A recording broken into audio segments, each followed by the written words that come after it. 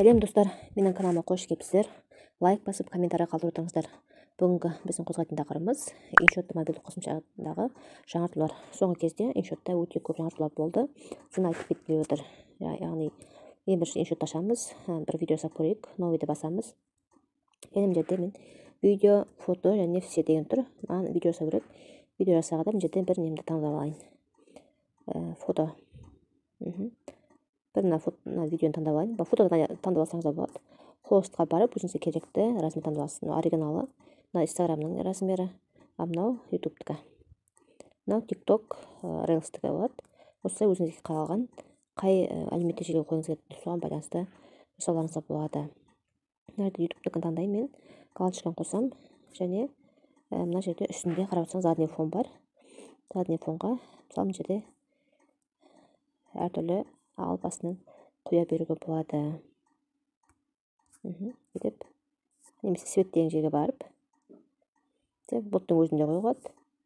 Немесе галереяны басып астына артынан басқа телефоның ба, мен ноутбукты қояйын.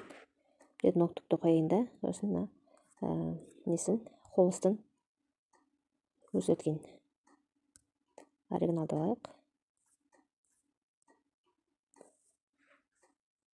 Деп. Және задний фонда қайтып қоямыз. Ноутбукты қояйық. Және қолымыздың екі саусағымызбен былай ноутбуктың ішінде тұрған сияқты етіп, осылай істеуімізге болады. Чуть-чуть айналасын.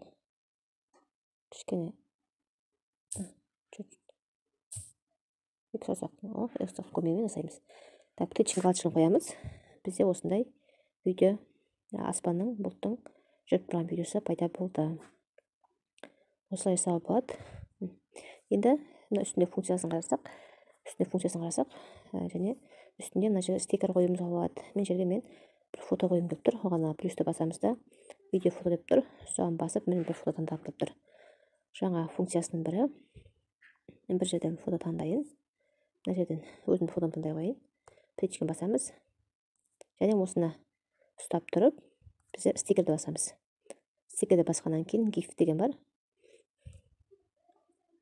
Мына жерде не деген бар? Вырез деген бар. Соны басып, қайтып мына суретті аламыз. Мына астындағы мынаны алып тастайын. Астында фото екі болып кетті. Мына алып тастайын. Енді жаңа стикеріміз.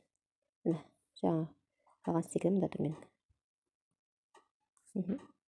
Бүйтіп фотодан осылай мына жаңа фотомды автоматически менің өзі қырқып берді. Жаңа функциялардың бірі. Біз креатив болу үшін мысалы жерге бүйтіп шайдың үстіне тұрған сияқты қоюға да болады өйстіп келтіріп қоюымызға болады. Осылай демек етіп қоюға болады. Және мына жерде текст жазым келіп отыр. Тексті қалай жазуға болады? Мына жерде ауа райы деп жазуға болады. Ауа райы қандай деп жазып, кіші етіп, мына бұлттың үстімізге қоюға болады. Енді жерде шрифтті өзгертуге болады. Үстінде суреттің ашық сары деген сияқты өзгертуге болады. Оның астында граница тен деген бар. Тенді былай өзгертсақ, астында тен шығады. Былай түсіп, төмен қарай түседі. Этикетка. Артында қоятын әртүрлі. Көрінбейді. Мына этикетка прозрачность. Кішкене көрсетпеу. Прозрачный. Неге байланысты. Және екі деп тұрамыз. Бұның ауа райы деген сөздің шрифтісі қалай жазылады. Ортасында тұр. Шетіне, былай шетіне қоюға болады. Оны үлкейтетін бірінші деп тұратын орталардан ашатын. Және бұл жерде интервал 2-3 не істегеннен кейін интервал болады. Және бұл жерде анимация қосылады. Мынандай анимация бірін шығатын. Осындай бұл тегін түрлері. Астына көрсек, яғни платный түрлері де бар. Және былай былай істеп белгілеп айнақтардан қылып та қылуға болады. Бұны да былай ручектің көмегімен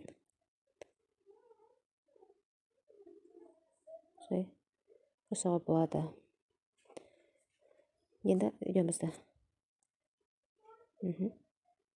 өте әдемі шығып тұр. Шығады. Және мына жерде пиф арқылы тағы видео үстіне қосуға болады. Мына жерде мен Қазақстан SMM дегенде қосқым келіп тұр. Бұны қоспай қойын. Пифқа келіп, мына жердегі анимация қосқым келіп тұр.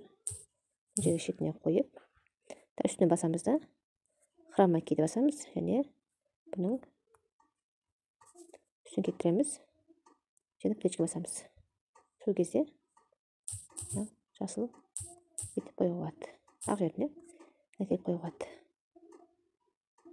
Өзі көрсетушіге көрінбей қалған сияқты астына қоямыз.